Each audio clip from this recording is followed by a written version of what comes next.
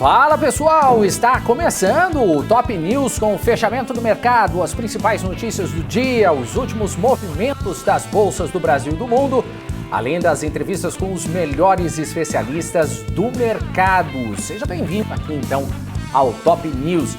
E antes da gente ir aí para o nosso giro de notícias, vamos de atualização do mercado com o Profit da Nelogica, que a gente já coloca aqui no nosso telão. Vamos ver como é que está agora o Ibovespa. O Ibovespa agora com queda de 1,19% queda do Ibovespa nesse momento. Já estamos aqui na casa dos 107.158 pontos nesse finalzinho de tarde, já se aproximando aí do fechamento do mercado. Aqui no nosso monitor de mercado eu trouxe aqui dessa forma, só para a gente mostrar como é que estamos aí nessa tarde de hoje com, deixa eu ver aqui, 3, 6, 7 ações aqui em alta nesse momento. Então aqui entre os positivos a gente tem Itaú Unibanco com alta de 0,76%, Bradesco com 0,25%, tem isso BBDC 4, BBDC 3 também está em alta 0,68%. Tem Eneva com 1,47% de alta, Itaúsa com 0,95%, tem Copel com 0,31% e também tem Minerva com alta de 0,55%. Vamos ver aqui na parte dos números negativos. Nesse momento a gente tem Petri 3. Opa, deixa eu ver se eu consigo colocar aqui já para deixar aqui por setores melhor. A gente estava vendo justamente a parte dos financeiros que estão em alta, poucos aqui que estão em queda, mas você vê aqui, por exemplo, Santander com queda, tem Multiplan em queda, Cielo, BR Malls, BB Seguridade, IRB, B3, Banco do Brasil também está em queda, Banco do Brasil aí com 1,12% de queda nesse momento. Parte de petróleo aqui nesse momento a gente tem queda de Petri 4 com 1,02%, Petri 3 com 0,67%, Prio está caindo 2,90%, Vibra com 3,63%, 3R Petroleum aqui embaixo com 3,05%, Cosan com 1,68% e Ultrapar também está aqui embaixo, deixa eu ver quanto está, 2,53%. Vamos para a parte de consumos cíclicos, que a gente tem aqui praticamente não, tudo caindo, né? Magazine Luiza aqui com 5,77% de queda. Tem Americanas com queda de 7,58%, tem Localiza com 1,74%, Lojas Renner com 2,32%, Via com queda de 6,69%, Cirela com 96%, Pets com 4,86%, Cogna caindo, Arezzo, CVC, Idux, Alpargatas, MRV, Grupo Soma também, Ezetec caindo também. Hoje tudo, praticamente tudo caindo hoje. Nesta quinta-feira, dólar agora subindo 0,59% com R$ 5,40. Daqui a pouco a gente traz mais números também, mais números do fechamento do mercado aqui pelo Profit da Nelogica. Vamos para as notícias políticas que, olha só, por unanimidade, o Tribunal Superior Eleitoral decidiu proibir no período agora das eleições o transporte de armas por parte de colecionadores, atiradores e caçadores. A medida nasce aí de uma discussão que já existia na corte. Vamos para Brasília, então, ao vivo. Kelly Ecali tem as informações ao vivo aqui para a gente. Muito boa tarde, Kelly. Seja bem-vinda. Oi, Dani. Boa tarde a todo mundo que está terminando esta quinta-feira aí, faltando 3 dias para as eleições. Eu estou bem ansiosa, viu, Dani? Terminando o dia aí com a gente, viu?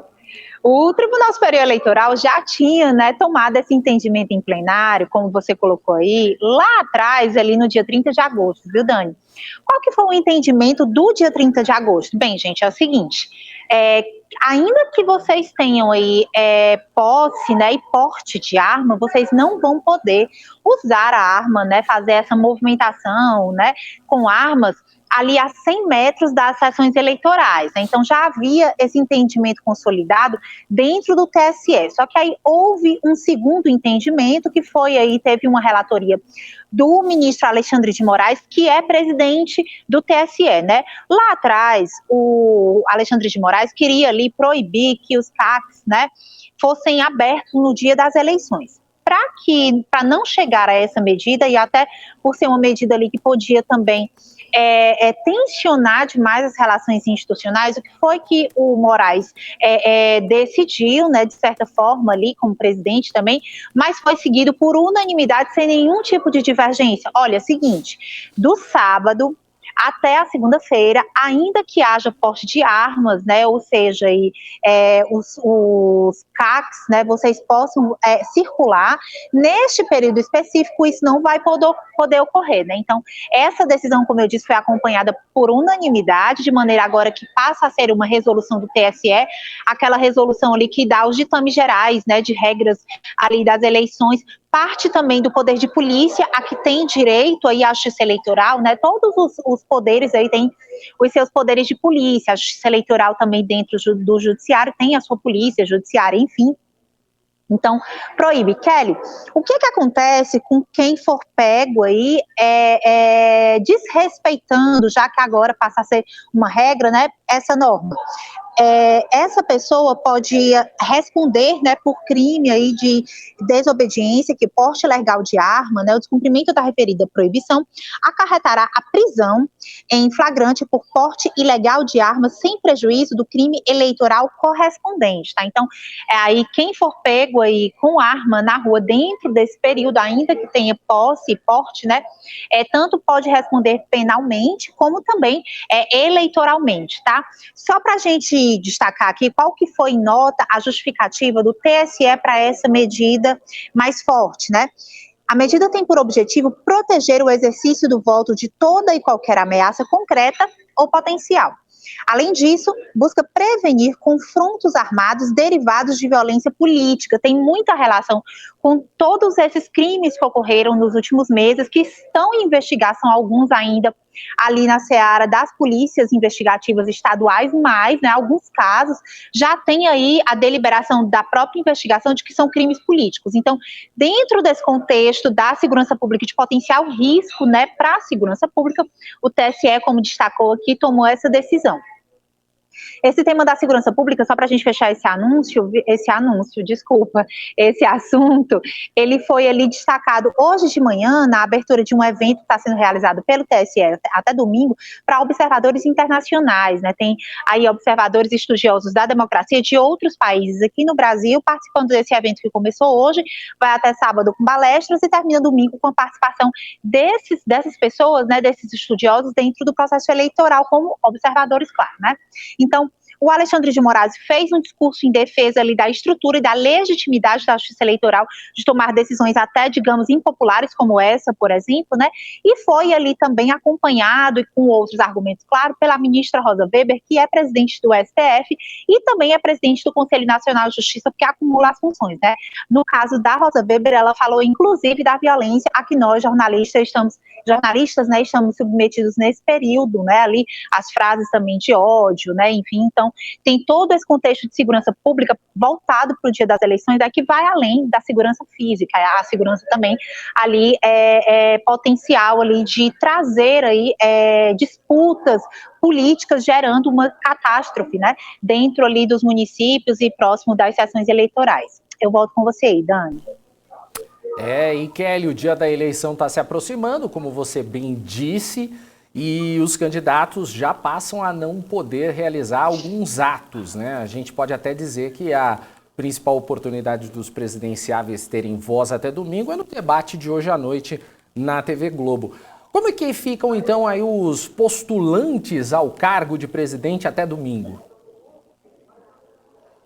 Eles vão ter que sambar, se virar nos 30, viu? Como diz aquele programa de TV, viu, Dani? Que agora não tem mais muita possibilidade de se explorar muita plataforma, não, viu? Os comícios, por exemplo, eles só podem ser realizados até hoje, tá? Então, os políticos que têm esse hábito de realizar comícios aqui dentro, no âmbito, né, da presidência da República, por exemplo, o ex-presidente Lula e o presidente Bolsonaro são dois grandes potenciais dentro aí desses comícios diferentes, por exemplo, diferentes os dois, né? Por exemplo, do Ciro e da Simone, que apostaram muito em agendas muito específicas, representativas. A gente falou disso ao longo dessa cobertura eleitoral, que está se encaminhando aí, pelo menos, né, ao que tudo indica, para um segundo turno. A gente não sabe ainda, mas enfim, a a gente falou ao longo desses dias de campanha primeiros, né, como é que cada candidato estava encontrando ali as suas chances de se projetar. Né? Então, os comícios, eles podem ocorrer até hoje, né, até ali à meia-noite, mas tem uma tolerânciazinha de 2 horas, tá?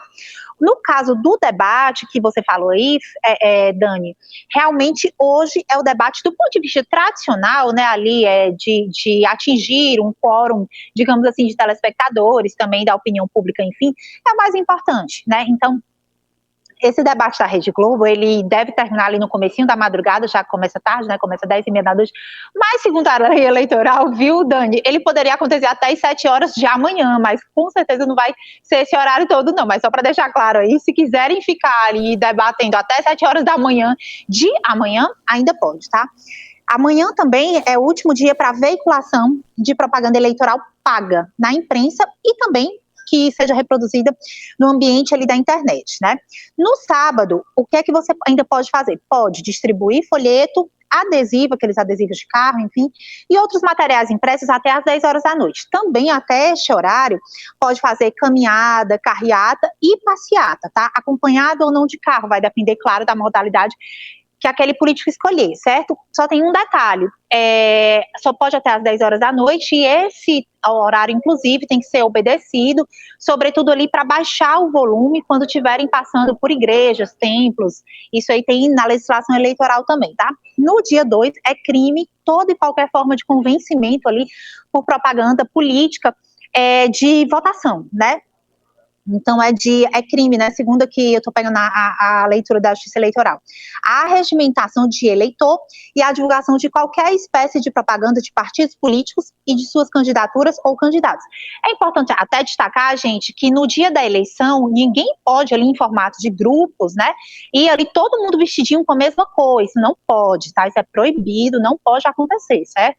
Quem pode ficar com camisa são aqueles fiscais de partidos políticos, né? Eles podem, mas também não podem ficar pedindo voto, nem podem ficar usando adesivo, é só a camisa do partido para ali detectar, né, mostrar que ele é fiscal, no caso de alguma denúncia, quiser ali fazer alguma denúncia, alguma coisa, pode fazer essa denúncia para os fiscais, que também fazem as fiscalizações ali dos ambientes de votação das zonas, tá?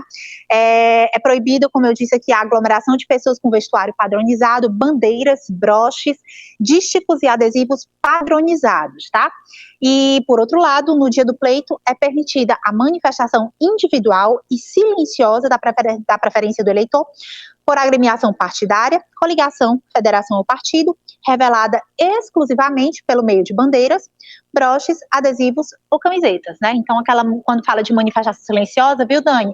É aquela manifestação onde você vai ali com suas preferências políticas, porque, enfim, né, todo mundo tem o direito aí de se manifestar, mas aí não se pode fazer isso em grupos, enfim, porque pode até configurar como crime eleitoral. De repente, podem achar que está tentando se convencer ali, até porque, infelizmente, né, historicamente, as irregularidades, elas apontam muito para isso, né, que no dia da eleição tem muita artimanha tentando ser feita para ali comprar voto, enfim. Então, vamos aí nas nossas missões de cidadãos, né, de cidadãos conscientes, aquelas pessoas que querem votar, eu tô doida para votar, que sabem como votar, mas que têm obrigações, além dos direitos, a cumprir também. Eu volto com você aí, Dani, no estúdio. Tá certo, então, ainda tem muita coisa para rolar. Valeu, Kelly, muito obrigado pelas informações, até amanhã. Até amanhã, tchau.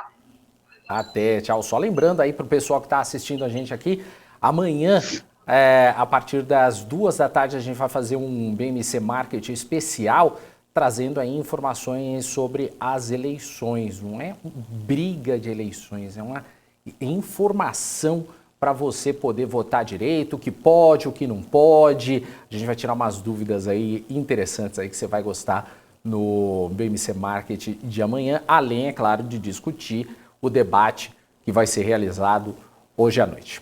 Bom, a gente vai para um rápido intervalo e na volta a gente continua com mais notícias aqui no Top News e também com os nossos convidados. A gente volta já.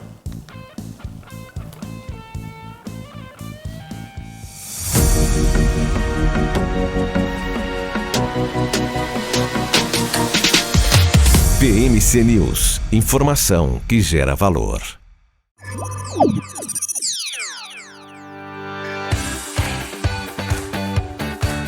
Aqui, você pode negociar índices como o DAX, Nasdaq e S&P 500. E commodities, como soja, cobre, petróleo e café. Além de ações e ADRs das maiores empresas do mundo, como a BMW, Google, Apple, Netflix e Disney.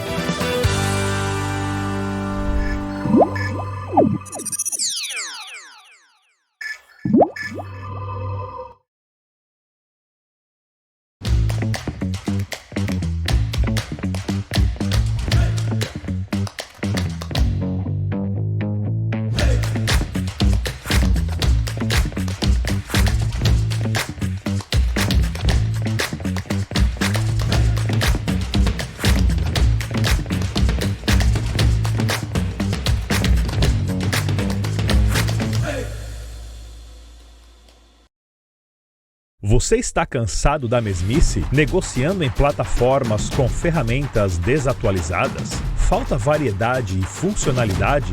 Aproveite nossa grande seleção de ferramentas de trade, baixas taxas de negociação, suporte em português 24 horas por dia, com mais de 200 criptomoedas disponíveis para trade e a facilidade de depósitos com Pix. Aproveite o futuro agora. Bybit. Abra sua conta hoje mesmo. Bybit.com. As empresas que fazem parte do seu dia a dia estão em uma das maiores bolsas do mundo, a Nasdaq. E a boa notícia é que você pode investir nessas empresas diretamente pela Avenue, sua corretora nos Estados Unidos. Com os dados das ações dos Estados Unidos fornecidos pela Nasdaq em tempo real, o cliente Avenue pode acessar diretamente as maiores bolsas do mercado americano. Entre neste mercado de tecnologia e inovação. Acesse avenue.com.br/Nasdaq e seja bem-vindo ao mercado global. Fala time, tudo bem? Eu sou o Rafael Mazelli e eu apresento aqui o A Hora do Trader direto na BMC News, com apoio da Bybit. De segunda a sexta, a partir das 8 horas, eu falo tudo sobre o mercado de criptomoedas e também faço muita operação aqui. A gente analisa todo o cenário do mercado, analisa os gráficos e, é claro, não deixa nenhuma oportunidade para trás. Então, se você ainda não conhece a Hora do Trader, não esquece de me acompanhar aqui na BMC todos os dias, de segunda a sexta, a partir das 8 horas. Te vejo lá. É isso aí, estamos de volta aqui com o Top News, agora com as notícias internacionais. A Rússia disse que está estudando a possibilidade de uma reunião presencial entre negociadores russos e norte-americanos sobre um tratado de controle de armas nucleares. A porta-voz do Ministério das Relações Exteriores, Maria Zakharova, afirmou que a Rússia está aberta a retomar inspeções sobre o novo tratado START e considerando a possibilidade de reuniões presenciais de uma comissão conjunta de representantes dos Estados Unidos e da Rússia. As inspeções físicas sobre o tratado estão suspensas desde 2020, inicialmente como resultado da pandemia de coronavírus. O tratado estabelece limites no número de armas nucleares que cada lado pode mobilizar e descreve os termos para a verificação e inspeção dos arsenais nucleares de cada um. Moscou disse em agosto que estava considerando uma nova reunião da comissão, bem como uma possível retomada das negociações para estender o tratado, um dos poucos grandes acordos diplomáticos que permanecem em vigor entre Moscou e Washington, em meio à piora das relações devido ao conflito na Ucrânia. E olha só, a decisão da Rússia de interromper o fornecimento de gás por meio da principal rota de fornecimento da Europa após o conflito na Ucrânia aumentou as chances de apagões na rede móvel europeia. Na França, a situação é agravada pelo fechamento de várias usinas nucleares para manutenção. Atualmente, não há sistemas de backup suficientes em muitos países europeus para lidar com cortes generalizados de energia, segundo disseram 4 executivos de telecomunicações, aumentando também a perspectiva de apagões de telefones celulares. Países da União Europeia, incluindo França, Suécia e Alemanha, estão tentando garantir que as comunicações possam continuar, mesmo que os cortes de energia acabem esgotando as baterias de reserva instaladas nas milhares de antenas de celulares no seu território. A Europa tem quase 500 mil de torres de telecomunicações e a maioria delas tem baterias de backup que duram cerca de 30 minutos para operar as antenas móveis. Saindo das notícias internacionais, agora vindo para o Brasil, a ministra do Supremo Tribunal Federal, Carmen Lúcia, decidiu arquivar os pedidos de investigação apresentados contra o presidente Jair Bolsonaro por suposta interferência nas investigações envolvendo o ex-ministro da Educação, Milton Ribeiro. Nas decisões, ela afirmou que o caso já está sob análise em inquérito que tramita sob sigilo na Corte. Em junho, o ex-ministro da Educação e pastores que atuariam para liberar de maneira irregular verbas do Fundo Nacional de Desenvolvimento da Educação foram presos em uma operação da Polícia Federal. Uma interceptação telefônica feita pela Polícia Federal mostrou Ribeiro dizendo a uma filha que o presidente havia lhe alertado sobre a possibilidade dele ser alvo de busca e apreensão, como de fato ocorreu. Uma pesquisa da Exame Ideia, divulgada hoje, traz o ex-presidente Luiz Inácio Lula da Silva abrindo 10 pontos percentuais de vantagem em relação ao presidente Jair Bolsonaro, isso no primeiro turno das eleições. No último levantamento, há pouco mais de um mês, a diferença era de 8 pontos. O ex-governador do Ceará, Ciro Gomes, do PDT, aparece com 6%, seguido pela senadora Simone Tebet, do MDB, com 5%. Votos brancos e nulos e eleitores que disseram que não votarão em nenhum dos candidatos somam apenas 1%. Os que não sabem são 3%. O levantamento ouviu 1.500 pessoas dos dias 23 a 28 de setembro. A margem de erro é de 3 pontos percentuais para mais ou para menos, isso em um intervalo de confiança de 95%. A pesquisa foi registrada no Tribunal Superior Eleitoral. Outra informação aqui que saiu também agora para muita gente é que usuários estão reclamando nas redes sociais de instabilidade no Pix, isso em vários bancos. O problema que começou por volta das 10 horas da manhã ainda afeta instituições como Nubank, Itaú, PicPay, Caixa e Banco do Brasil. Um dos mais afetados neste momento é o Nubank. O site Down Detector, que monitora esse tipo de problema, registrou um pico de 445 reclamações. Se você está aqui no nosso chat, já deixa aí se você também teve problema aí com o Pix no dia de hoje. Voltando agora com informações internacionais, o presidente da Rússia, Vladimir Putin, ele conversou hoje com o presidente turco, Recep Tayyip Erdogan, e na conversa Putin disse que o vazamento dos gasodutos do complexo Nord Stream foi uma sabotagem sem precedentes e um ato de terrorismo internacional. Segundo o comunicado emitido pelo Kremlin, Putin disse que a questão deve ser discutida de forma urgente no Conselho de Segurança da ONU.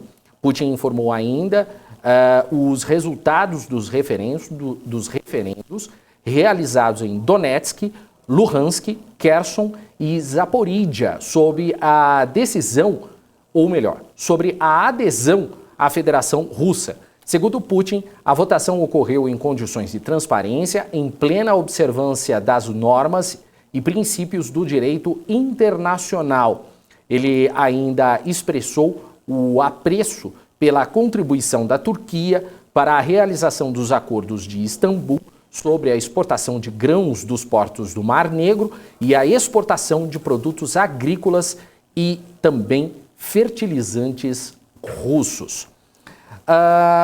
Vamos dar mais uma olhada aqui agora no nosso Profit da Nelogica nesse momento. Eu vou diminuir aqui e aumentar esse aqui para a gente ver como é que está nesse momento o Ibovespa, que está com queda de 0,81%. É isso mesmo? Tá certo? Tá certo. Queda de 0,81%.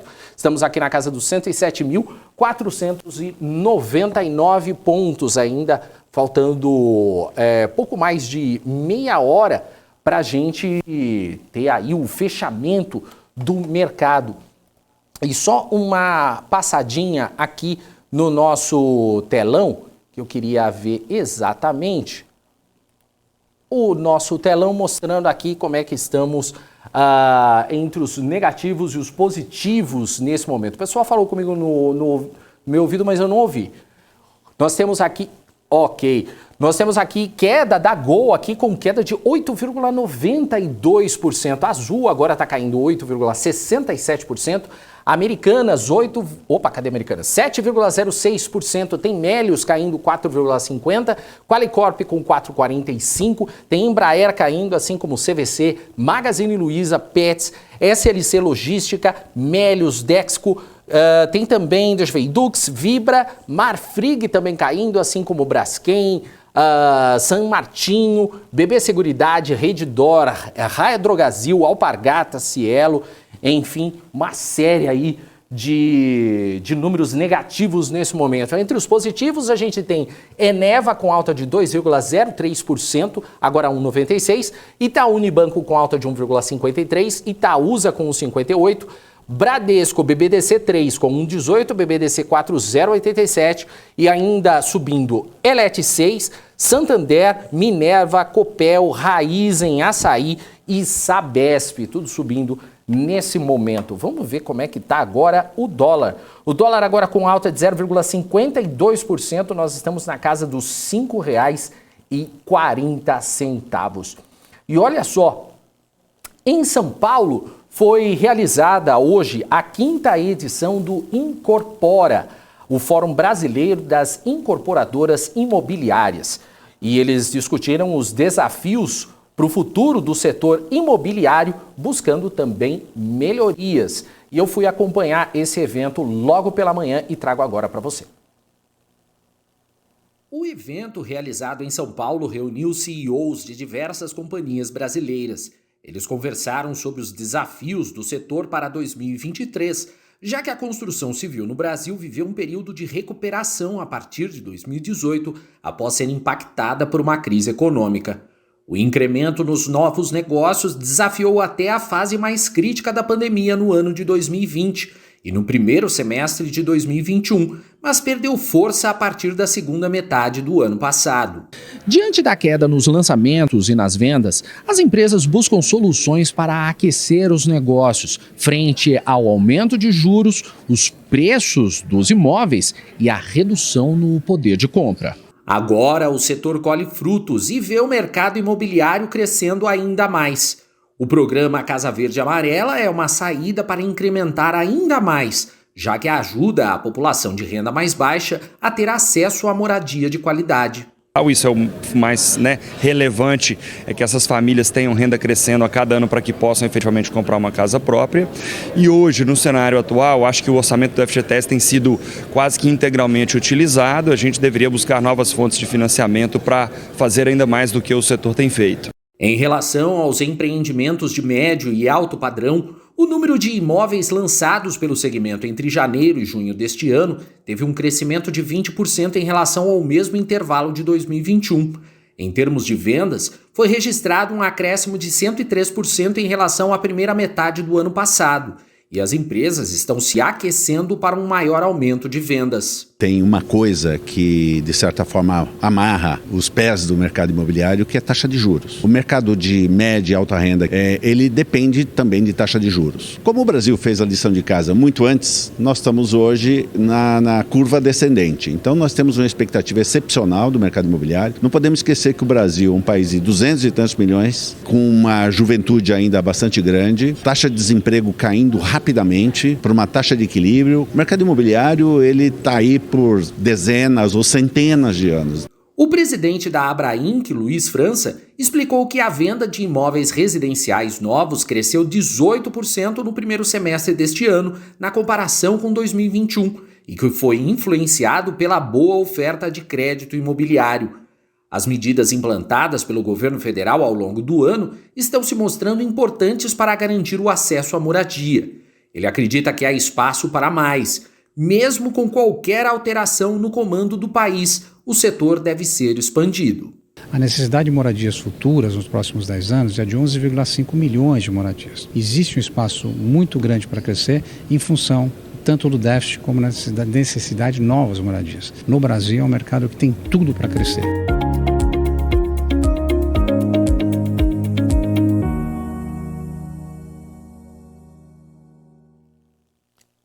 isso aí. Bom, e chegou a hora de falar sobre criptomoedas, mas isso é só daqui a pouco, depois do intervalo com o Gabriel Monteiro. A gente volta já.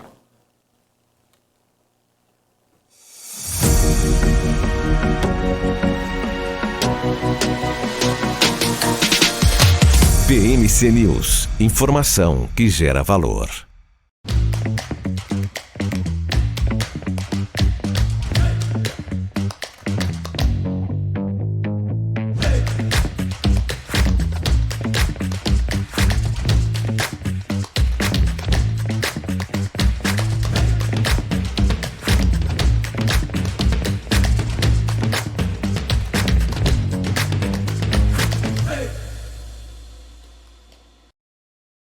Você está cansado da mesmice? Negociando em plataformas com ferramentas desatualizadas? Falta variedade e funcionalidade?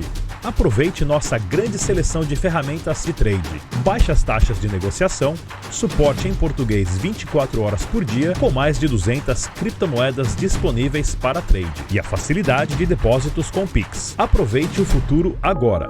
Bybit. Abra sua conta hoje mesmo. Bybit.com.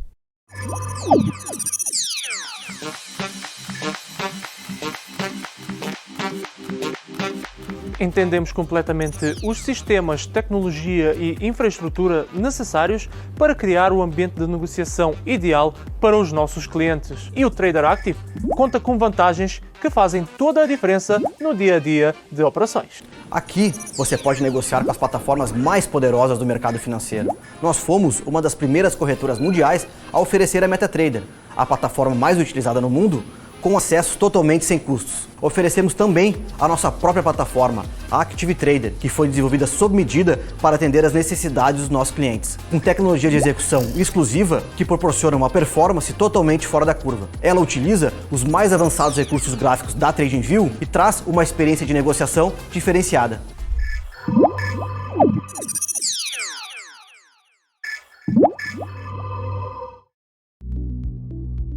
Fala time, tudo bem? Eu sou o Rafael Mazelli e eu apresento aqui o A Hora do Trader direto na BMC News. Com apoio da Bybit, de segunda a sexta, a partir das 8 horas, eu falo tudo sobre o mercado de criptomoedas e também faço muita operação aqui. A gente analisa todo o cenário do mercado, analisa os gráficos e, é claro, não deixa nenhuma oportunidade para trás. Então, se você ainda não conhece a Hora do Trader, não esquece de me acompanhar aqui na BMC todos os dias, de segunda a sexta, a partir das 8 horas. Te vejo lá.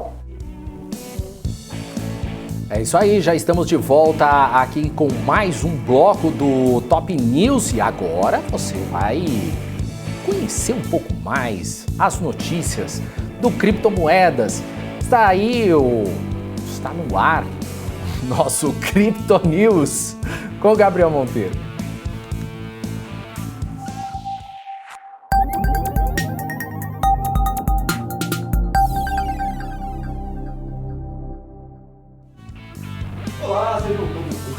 O Crypto News, eu esqueci o nome do Daniel Morales esses dias, hoje ele esqueceu o nome do meu programa, então estamos kits, Daniel Morales, seja sempre muito bem-vindo para saber um pouco mais aí, para acompanhar esse mercado de criptoativos, mercado sempre muito agitado. Esta semana tá um pouquinho morna, alguns ativos estão devolvendo alguns lucros da semana passada, alguns ativos estão ficando ali no 0 a 0, mas vamos lá para o nosso monitor de mercado do Vector para falar sobre o que interessa, que é, claro, os grandes destaques do dia.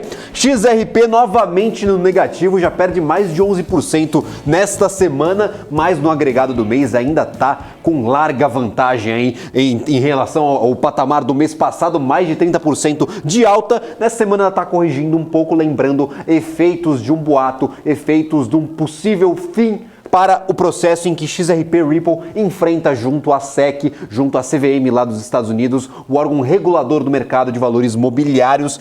Há muita especulação de que esse processo possa chegar a um fim, e um fim muito bom para XRP, está sendo processada aí, está sendo regulada pela SEC. 3,03% de queda é o maior destaque no dia de hoje, maior destaque aí para os ativos do lado negativo do mercado. Curve também 2,34% de queda, indo aqui para baixo Uniswap, um dos principais ativos de finanças descentralizadas. Temos aí 2,94% de queda nesta tarde, junto com Alfa 1,71%. Do lado de baixo aqui do nosso mapa, algumas variações um pouco menores. O Wi-Fi é o principal destaque, 1,35%, aliada com Crow aí 1,09%. Dogecoin e a Aave oscilam próximo ali dos 0,60, 0,90% de variação negativa, e a ADA, Mana e Ethereum não oscilam tão bem nesta tarde. A gente não vê grandes movimentações para esses ativos. Lembrando o Ethereum aí, Ethereum Classic aqui oscilando negativamente. Ethereum Classic é ativo que foi propagado aí no mercado como um possível refúgio para os mineradores de Ethereum. Não tem grandes movimentações desde o merge, desde a grande atualização da rede da Ethereum. E do lado positivo aqui do nosso mapa, o principal destaque novamente aqui do lado positivo, WTC com 3,49% de alta nesta tarde. A gente vê o desenho aqui do dia, de repente a gente deu uma guinada para cima, mas agora volta ali o patamar de 3,49% de oscilação positiva, longe daquela grande oscilação que a gente viu no meio do dia. Purp também 2,46% para Perpetual Protocol, SushiSwap 1,33%, Litecoin 0,87% e Link 0,55%. O Bitcoin e o Ethereum estão aqui nos patamares positivos, mas não tão positivos assim. A gente vê uma variação aqui do Bitcoin oscilando agora entre os 19.422, chegou a 19.500, ganhando esse aí patamar, mantendo esse patamar dos 19.000, que a gente sabe que é muito importante para esse criptoativo. Desde aquela grande recuperação de julho, a gente não viu aí o Bitcoin sair mais ou menos dessa margem, 19, 20 mil, até 21 mil, chegou até 25, mas não conseguiu segurar e depois retornou novamente a esse patamar. A gente vê uma lateralização aqui do mercado, de vez em quando sobe, de vez em quando desce, mas sempre próximo desse patamar dos 20 mil dólares. E para falar sobre tudo isso conosco, vamos conversar agora com Paulo Camargo, especialista de criptoativos da Empíricos. Seja muito bem-vindo ao Crypto News, muito obrigado por ter aceito o nosso convite. Semana meio morna, né, Paulo? A gente não vê muita movimentação desde o início aqui da semana. É isso mesmo, né? Acho que você já deu uma boa adiantada ali, né, de todos os movimentos da semana, mas a semana, aliás, né, o mercado de criptoativos, ele continua muito correlacionado com fatores externos, né, com a macroeconomia global.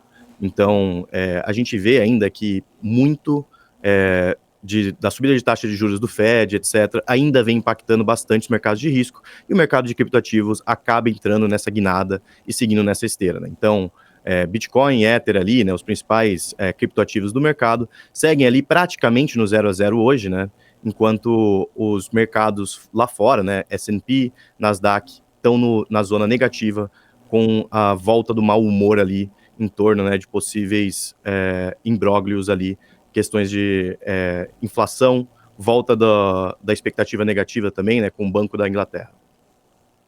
Maravilha, a gente vê todas essas questões macroeconômicas, como você bem mencionou, muito correlacionadas ao mercado de criptoativos. A gente teve uma aproximação muito forte aí de ambos os mercados, considerados aí como alto risco, principalmente a bolsa de tecnologia lá nos Estados Unidos, e essa nossa grande bolsa de criptoativos aqui, não dá para falar assim, mas é um grande mercado voltado à criptoeconomia.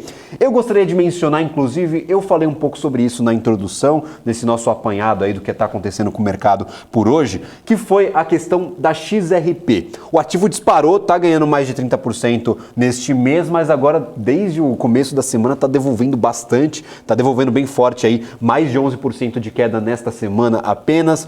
A gente vai fechar aí o mês nessa sexta-feira com um humor muito positivo para a XRP. Foi um hype, o pessoal gosta de falar de hype no mercado de criptoativos, mas foi um hype muito momentâneo. O mercado agora está meio que tentando entender o que realmente vai acontecer. Qual a sua avaliação sobre esse ativo, sobre todo esse processo regulatório que está acontecendo lá nos Estados Unidos? Está tentando tomar umas rédeas a partir deste momento, tentando encontrar ali o caminho para seguir, porque a gente sabe que a SEC está atirando para todos os lados, pegando alguns ativos, tentando entender como é que esse mercado funciona. Qual a sua avaliação, tanto para esse ativo, XRP, quanto para esse movimento regulatório que está influenciando, claro, o valor do ativo?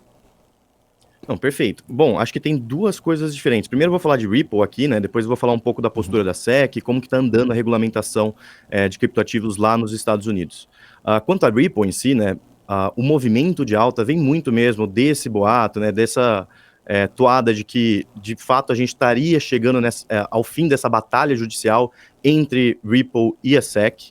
É claro, né, que nesses momentos o mercado ele sempre superestima, né, esses movimentos. Então, com o boato, o ativo subiu até demasiadamente, né, sem ter uma resolução plausível, e agora vem, de fato, numa correção que é esperada, né? Então, claro, sempre tem aquele overshoot de preço, aquela superestimação do movimento, e depois vem nessa correção até que... E essa correção ela vai continuar se estendendo até que, de fato, tenha alguma resolução ali quanto esse embate judicial ali na SEC.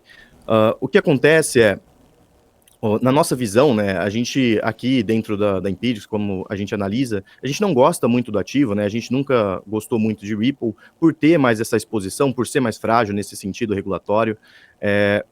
A gente acredita que ainda deve, apesar de a gente estar chegando ali no final desse embate judicial, acho que ainda deve ter muita coisa a ser resolvida.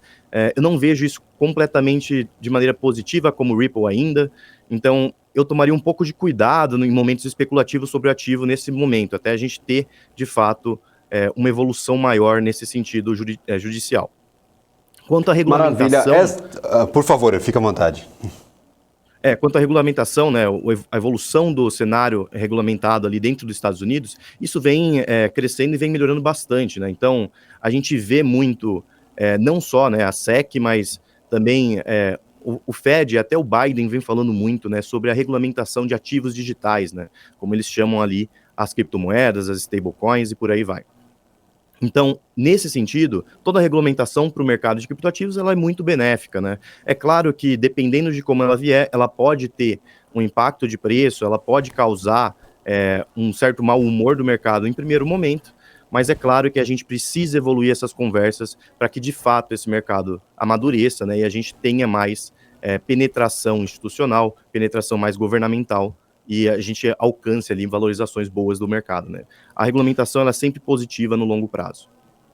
Maravilha, lembrando, gente, essa semana é Ripple, é XRP, semana passada a gente teve Ethereum Classic lá no mês de julho ganhando mais de 150% de valor, a gente teve até Shiba Inu e Dogecoin ganhando muito valor enquanto o mercado todo estava caindo, então tomem cuidado com essas grandes movimentações, pensem bem antes de tomar uma posição, de fazer um investimento, a gente está aqui para trazer todas as informações, o que está afetando ou não o mercado, mas também para dar um alerta aí, para fundamentarem os seus investimentos, lembrando criptoativos são ativos comuns, são ativos como qualquer outro, você tem que ter muitos fundamentos, eles têm que estar com uma estratégia muito bem desenhada para começar a investir nesses ativos, não é um jogo de apostas, não é um gamble ali, não é um pachinko que você puxa a catraquinha e vê o que dá, é realmente uma nova economia que está sendo criada e os investidores têm que ter ciência disso, de que alguns ativos podem se desempenhar muito bem, podem se descorrelacionar no mercado, mas só por questões, claro, meramente especulativas. Então fica esse alerta aí, a gente sempre preza pela segurança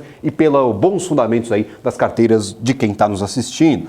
E falando um pouco mais sobre esse cenário, Paulo, eu queria falar contigo sobre DeFi. A gente vê alguns ativos se destacando antes dessa grande queda aí dos ativos da criptoeconomia. O DeFi estava caminhando muito bem. A gente vinha ali tendo protocolos de exchanges descentralizadas, tinha protocolos ali de lending, a gente teve toda essa quebradeira com o Terra Luna. Então, como que você acha que o DeFi vai se desempenhar após essa grande crise do mercado de criptoativos? Tem algum estilo, algum segmento, por exemplo, são as exchanges, são os protocolos de lending, algum segmento do DeFi vai perdurar melhor do que outros? Tem algum segmento que pode até perder aquela vocação que tinha anteriormente? Como que vocês estão avaliando esse segmento de DeFi, esse setor de DeFi dentro da criptoeconomia? Tem algum ativo que se destaca ou vocês estão um pouco mais pessimistas, otimistas para isso?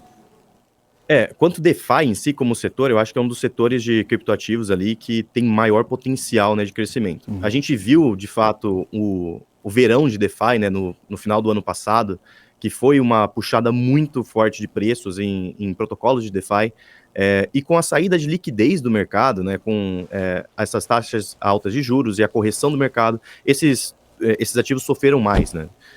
Mas, de fato, tem vários setores dentro de DeFi que acho que podem se beneficiar bastante com o crescimento do mercado. Acho que DEX, como um todo, talvez seja o experimento de DeFi mais bem sucedido de todo o mercado, né? Então, ativos como Uniswap, Curve tem muito potencial para ganhar market share, principalmente agora, depois do demerge, né? Então tem um quesito técnico que Curve ganha uma competitividade ali mais interessante que Uniswap, que como as taxas da Ethereum estão mais baixas, isso ajuda bastante ali no mecanismo de oráculo interno da Curve e consegue uma eficiência monetária maior versus os concorrentes que tem no mercado. Então, acho que DEX, sim, deve voltar a crescer, né, desde que a gente veja a adoção ali em cripto voltando, e tem ainda um mercado em específico de DeFi que eu acho que é pouco explorado ainda, que deve crescer bastante no futuro, e aí é o mercado de derivativos on-chain, né? Então, se a gente olhar para DeFi, a gente sabe que o mercado de derivativos, e aí estou falando do mercado tradicional mesmo, é o maior mercado nocional do mundo, né? Então, é o maior mercado que mais movimenta dinheiro.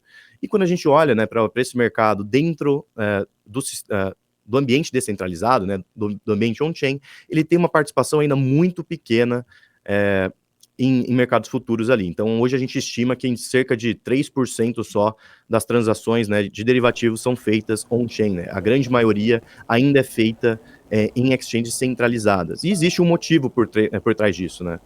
O principal motivo é que ainda falta muito mecanismos para que protocolos de DeFi sejam competitivos frente aos seus competidores centralizados, né? Então, ficaria de olho em protocolos que visam ali trazer soluções de derivativos, né, de mercados derivativos on-chain.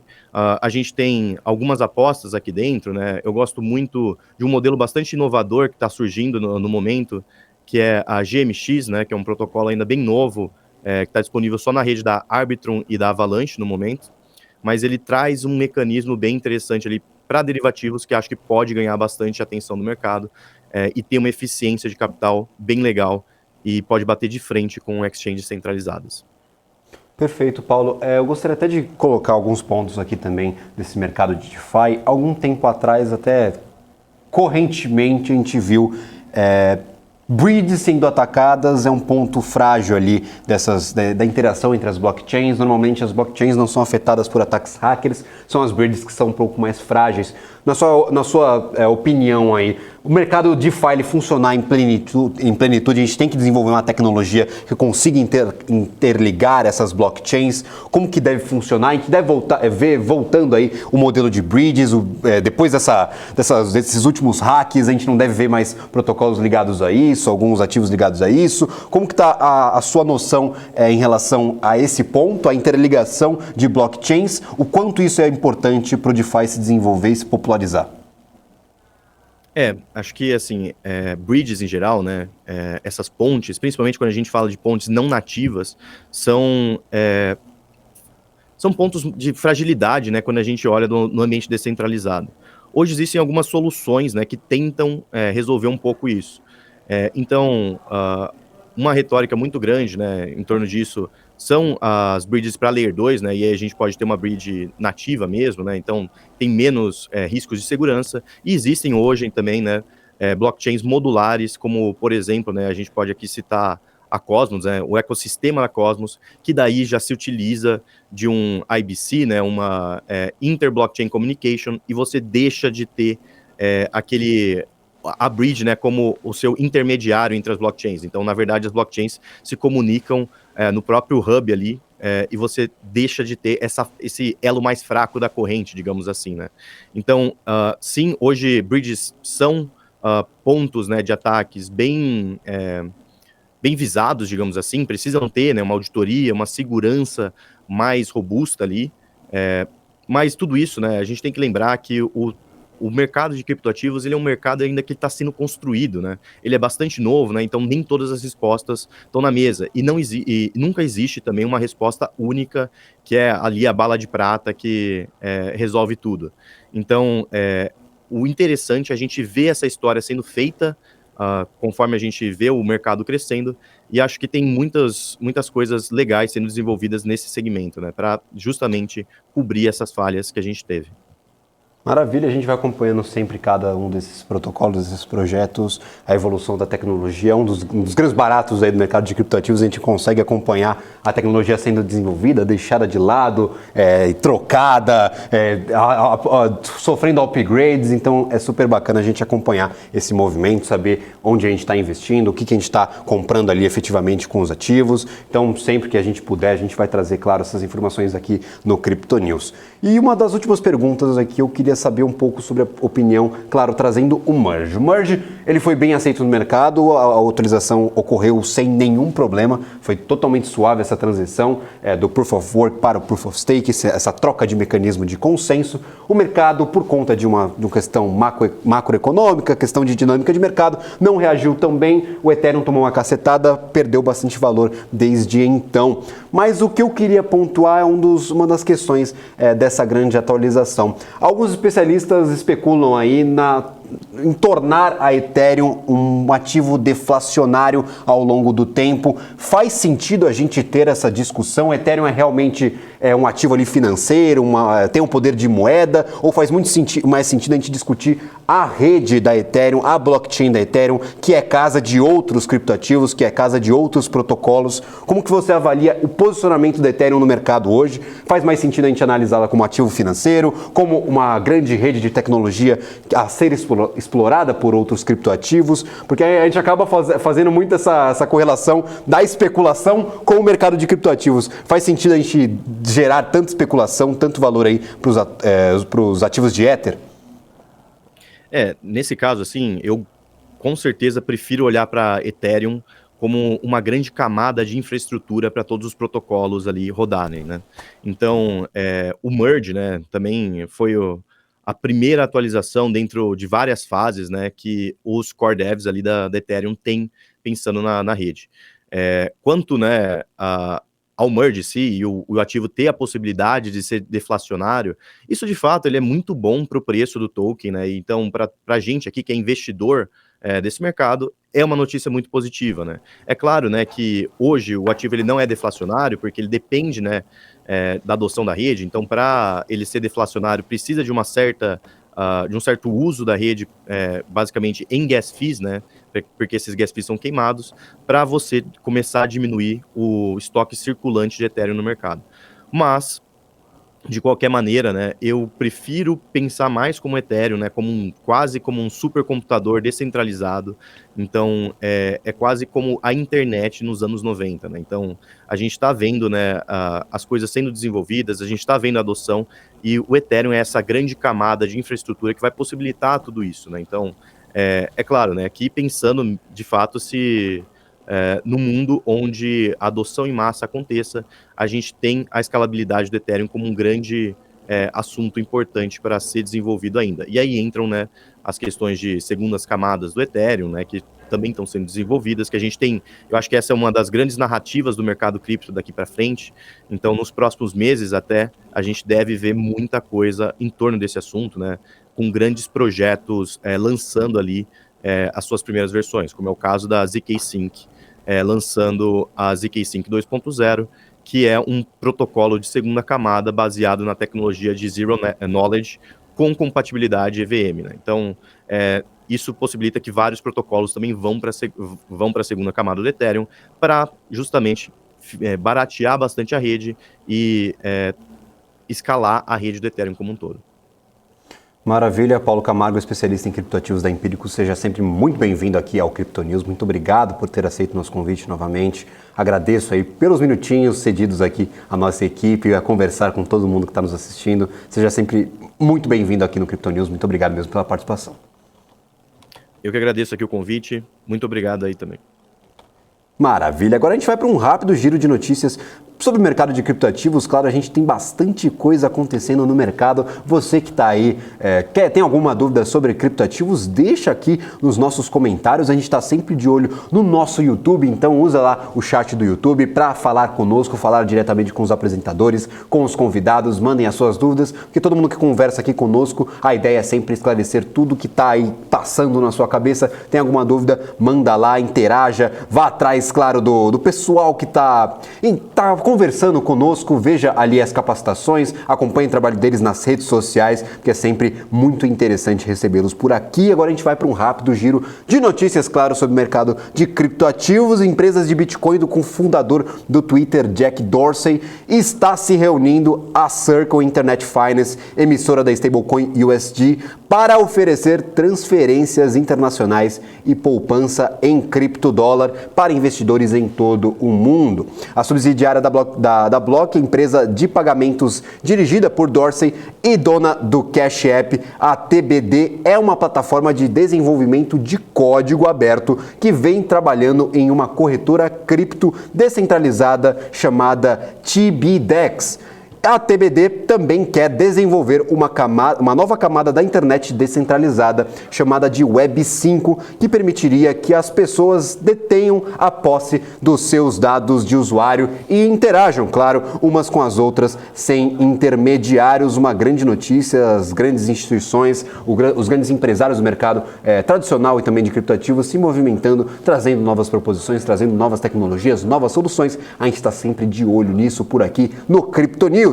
E o presidente da Comissão de Valores Mobiliários, João Pedro Nascimento, voltou a defender a regulação no mercado de criptoativos, dizendo que a autarquia está trabalhando em uma proposta que não seja invasiva. Durante o evento FinTouch 2022, organizado pela Associação Brasileira de Fintechs, Nascimento disse que a CVM está olhando com atenção para a tramitação do projeto de lei no Congresso, que está travado e com expectativa de ser votado após as eleições. A gente sabe, período de eleições, parece que ninguém quer votar nada, ninguém quer se comprometer. Depois das eleições só que a gente deve ver algum desdobramento desse projeto na Câmara. Além disso, o Executivo lembrou que a autarquia vai publicar em breve um parecer de orientação voltado em adequar os projetos criptos. Apesar disso, ele não deu nenhuma indicação de quando isso vai ocorrer. A gente sabe que a legislação brasileira ela vem avançando em relação aos criptoativos. A gente vem acompanhando todo esse processo e para você que não entende mais ou menos qual o patamar da regulação de cripto hoje no Brasil,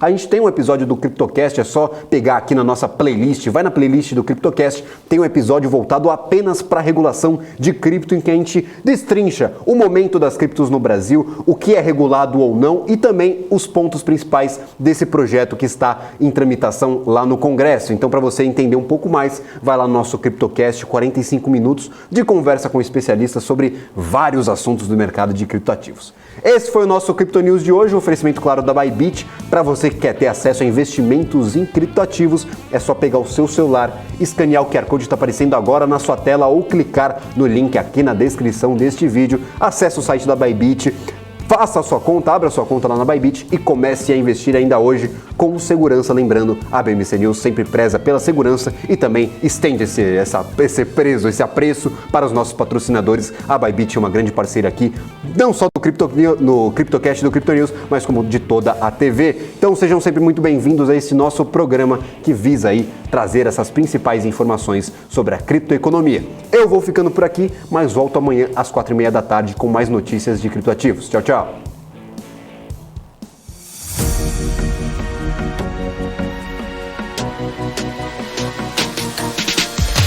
BMC News, informação que gera valor.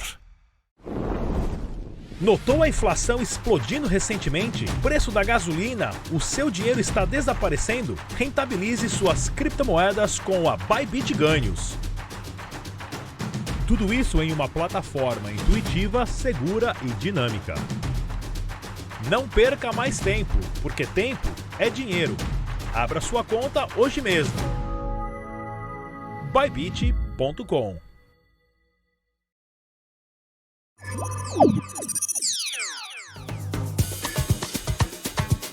Já imaginou ter acesso 24 horas, de domingo a sexta, aos principais mercados globais? Para você poder negociar com a segurança e com a qualidade de um broker internacional com mais de 20 anos de expertise, Isso é possível. Aqui na Active você pode.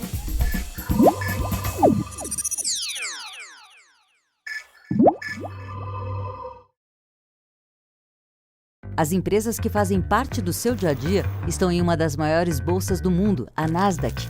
E a boa notícia é que você pode investir nessas empresas diretamente pela Avenue, sua corretora nos Estados Unidos. Com os dados das ações dos Estados Unidos fornecidos pela Nasdaq em tempo real, o cliente Avenue pode acessar diretamente as maiores bolsas do mercado americano. Entre neste mercado de tecnologia e inovação. Acesse avenue.com.br/Nasdaq e seja bem-vindo ao mercado global.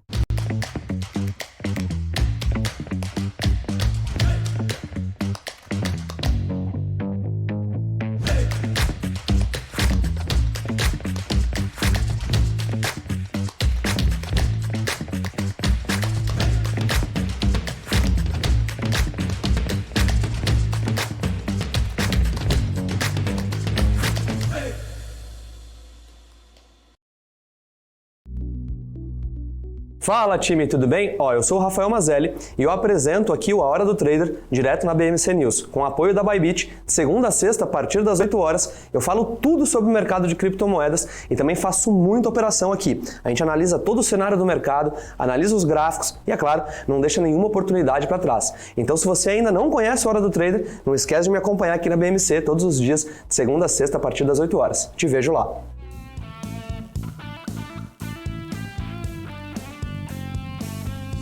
Finalzinho de tarde, a gente vai agora falar de fechamento de mercado. A gente vai conversar agora com o Pedro De Marco, que é analista da Rich Capital e já está aqui com a gente ao vivo. Oi Pedro, seja bem-vindo, boa tarde para você, tudo bem?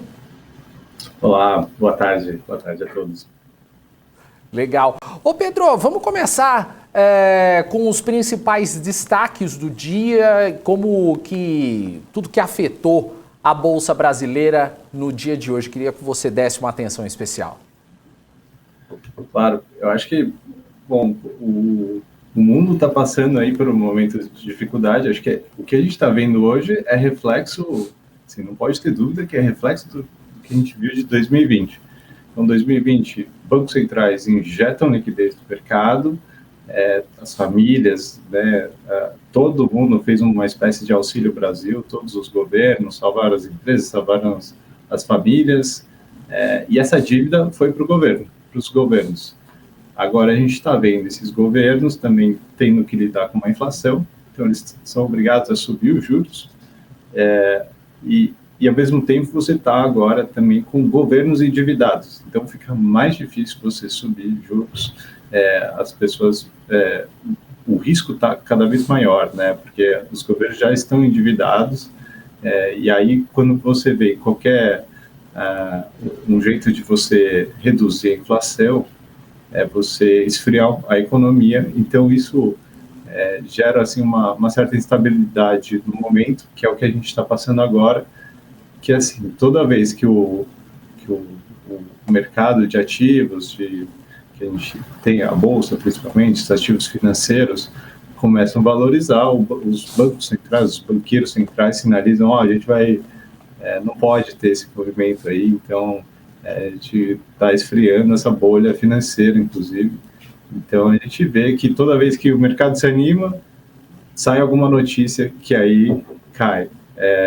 O petróleo começa a subir, aí eles falam, não, a gente vai vender reserva, né? Então, e aí cai de novo. Então, eles estão fazendo todas as cartas na manga para segurar a inflação, esfriar a economia e também controlar um pouco aí a ansiedade do mercado, né? De ganhar dinheiro, de crescer. Então, assim, acho que agora não é o momento mais propício, assim, dessas exuberâncias que a gente viu nos últimos anos. Então, todo mundo aí muito... a gente vê grande volatilidade, né? Então, é o que a gente tem visto aí nos últimos dias. Parece aquela coisa de euforia para depressão, euforia de novo. Então, hoje, assim, tá um dia também, assim, meio chato, né? Porque muita gente perde dinheiro, assim, está caindo. Mas quem também está se protegendo, então, principalmente shorteando coisa cara, né, coisa que ia gerar valor só daqui a vários anos. Esse cara está ganhando dinheiro hoje, que é um pouco do que a gente tem feito aqui.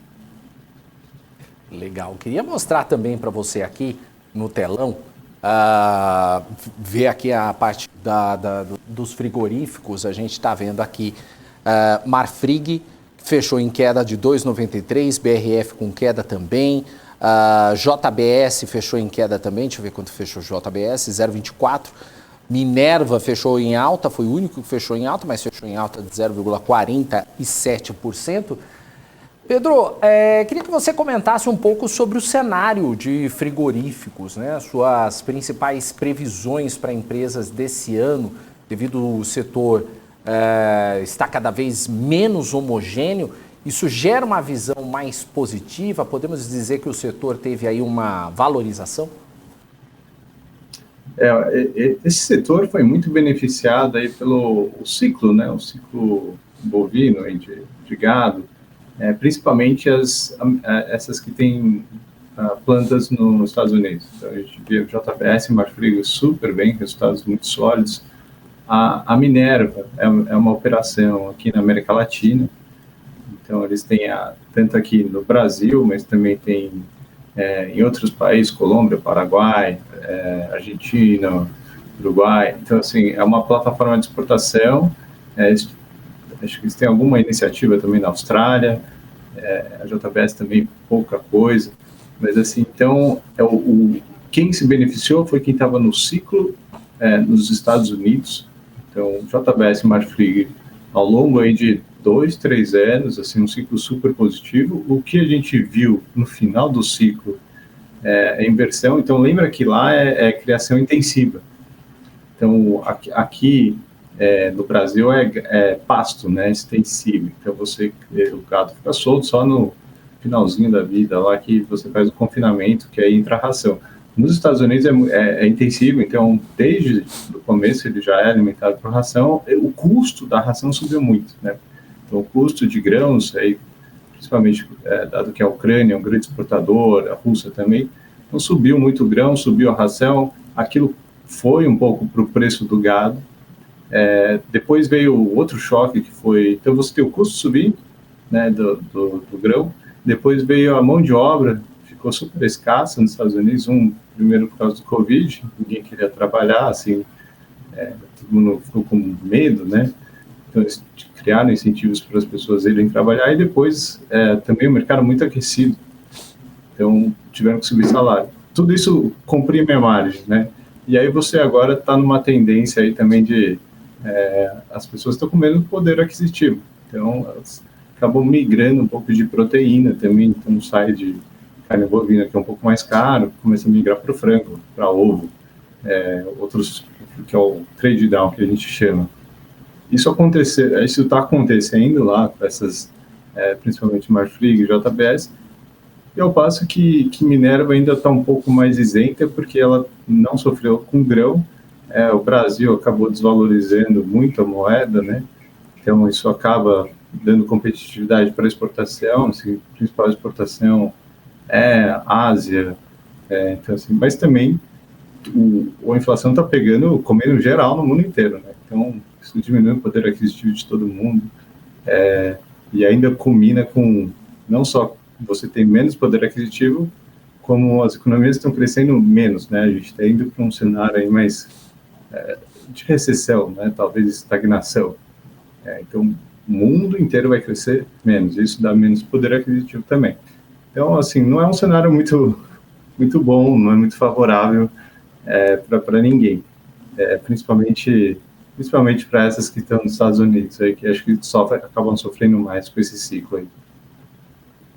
Perfeito. Agora, ainda nesse assunto, a Rússia, ela retomou aí a importação da carne bovina brasileira de frigoríficos lá do Mato Grosso, após aí suspender as importações.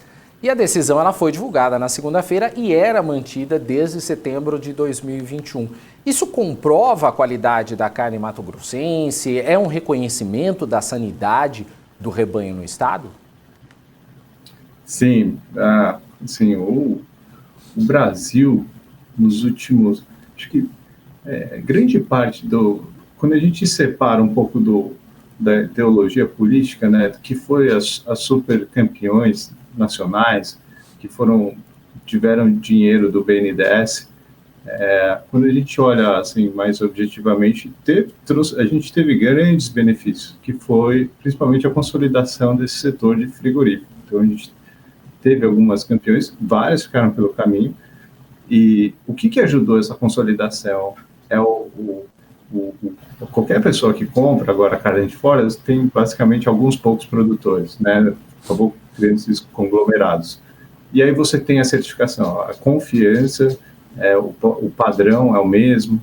Então, basicamente, o que aconteceu? Agora a carne brasileira é segura, né? Porque só sobraram os bons produtores. Então, esse pessoal do Mato Grosso, de toda a região, que vem assim, transformando assim, o país num campeão do agro, né? O Brasil hoje é a grande fazenda do mundo, né? Fornece alimentos assim de todas as formas, grãos, proteínas. Então assim é um padrão assim de reconhecimento e é difícil negociar porque não é só isso, né? Às vezes mas você entra num jogo geopolítico, né? Então a gente viu ano passado, por exemplo, a China começou a inspecionar alguns frigoríficos. Eu lembro também de a própria BRF, que aí tinha alguns problemas, aí depois viu que não tinha problema. Então, tudo é uma questão, tem um negócio geopolítico também. Então, assim, por isso que é tão importante, assim, você ter a ministra Tereza, que ia lá, negociava, os diplomatas. Então, assim, faz parte do jogo, toda a diplomacia, todo esse empenho comercial. E o Brasil se desenvolveu muito, né? Acho que ao longo dos últimos 10 anos aí a gente temos grandes empresas e somos super competitivos aí no mundo inteiro. Uhum. Agora, o Pedro, tem leilão de térmicas, né, da Eletrobras marcado agora para sexta-feira, né? Mas a Coalizão Gás e Energia, que é um grupo aí de organizações da sociedade civil, está comprometido com a transição energética, mas está impetrando aí uma ação civil pública para impugnar o leilão. Mas, caso ele ocorra, deve ter impacto aí para a Eneva, né? Com certeza, com certeza. A gente estava acompanhando bem de perto isso aí. O que é? A gente fala das térmicas da Eletrobras, mas é um jeito de falar, né? Não é que é a Eletrobras. Essa é um artigo que estava dentro da lei da privatização da Eletrobras, que previa que no Brasil fossem criados leilões específicos para térmicas, para fornecer na base. O que quer dizer? Que elas vão atuar como se fossem grandes geradores, assim, como se fosse uma grande hidrelétrica. Ela fica despachando 70% do tempo. A ideia dessas térmicas é de fomentar o gás natural no país. Então, se você tem uma demanda cativa, uma carga, assim, né, você vai precisar originar o gás, então, agora viabiliza fazer gasoduto, agora viabiliza a Petrobras ou qualquer produtor aí de molécula de gás. Bom, agora eu sei que tem alguém que vai consumir o ano inteiro, então faz sentido eu investir no resto da cadeia. Então foi mais ou menos essa ideia. Assim, e aí eu acho que faz sentido que o pleito desses organismos, né, a gente está vendo aí algumas associações aí, além dessas daí, mas eu acho que faz sentido a gente pensar que o gás natural é o combustível da transição. Então, óbvio, todo mundo quer ir para as renováveis. Acho que ninguém é contra. Agora, o que a gente não pode ficar é exposto a uma energia que é intermitente, que é quando está ventando, e aí para de ventar. Quando está chovendo, para de chover. O sol que é 14 horas por dia. Então, assim, você precisa ter alguma coisa que forneça essa segurança energética. No futuro, talvez seja as baterias, as hidrelétricas reversíveis, né, que você põe uma bomba ali que quando precisa de energia ela começa a encher o reservatório, você bombeia a água. Então, assim, existem algumas tecnologias que tentam endereçar. Hoje, o que a gente tem é o gás natural. Então, acho que faz sentido para um país como o Brasil desenvolver o gás natural. Então, acho que essas térmicas, assim, e do jeito que foi colocado, não é que vai onerar o consumidor, assim, muito grande, porque tem um teto de preço também. Então, assim, só vai entrar quem for muito competitivo. E a Eneva é um caso desse, porque ele não precisa importar gás. O custo do gás dela é 5 vezes mais barato que de qualquer outro competidor. Como ela está ali produzindo no Brasil, assim, tirando do próprio solo, ao contrário de alguns outros que iam ter que importar esse gás lá de fora. E o gás hoje em dia no mundo assim está impossível, né? Porque você está concorrendo com uma Europa que está sem gás e está pagando qualquer preço para ter esse gás. Então, assim, a gente está super otimista com a Eneva. A Eneva é um cara que só faz isso. Eles acharam gás e transformam isso em energia e tem crescido muito a empresa. Eu acho que assim, esse tipo de leilão fomenta também mais investimento. É uma área que não recebe tanto investimento, né? A gente está falando aí do norte, então eles querem construir uma térmica 600 mega, que é grande, lá perto de Manaus. Isso vai gerar muita obra civil, emprego e também fomentar essa demanda, né? Fomentar toda uma cadeia de gás para o Brasil. Então, é um negócio que eu acho super interessante e faz parte da transição energética, né? A gente não pode querer dar um salto maior que a perna. Acho que essa transição vai ter que passar pelo gás natural. Legal. Outra questão que eu queria trazer com você é que há algum tempo, né, a gente vem falando aqui sobre a desaceleração econômica chinesa, né, e como isso tem afetado também as empresas de commodities, né, em especial também as metálicas. E no ano passado a indústria siderúrgica chinesa, né, ela já mostrava sinais aí de desaquecimento, principalmente aí no aniversário de 100 anos do Partido Comunista, mostrando aí um ritmo abaixo da média mensal. Apesar disso, a crença aí sobre os recentes estímulos anunciados pelo governo chinês, né, mais de 30 medidas para impulsionar a economia local, elas incluem subsídios para o mercado imobiliário, que prevalece aí como uma saída ao resgate, né, do modelo econômico do país. Como é que está a situação nesse sentido lá na China e como que reverte aqui para o Brasil também? Olha, a situação na China é muito difícil, assim. A gente fala com muita gente. O que tem acontecido esse ano são constantes revisões para baixo do crescimento chinês. Então, eu lembro no começo do ano, o pessoal falava de um crescimento de 7%, 8%. Isso foi revisado mês a mês. Hoje a gente está falando alguma coisa perto de 3%. Então, assim, se o Brasil crescer um pouco, quase que a gente vai crescer mais que a China, o que parece, assim, impossível, né? Mas é o que, assim, né? Acho que não vai acontecer. Mas falou que vai, hein? Né?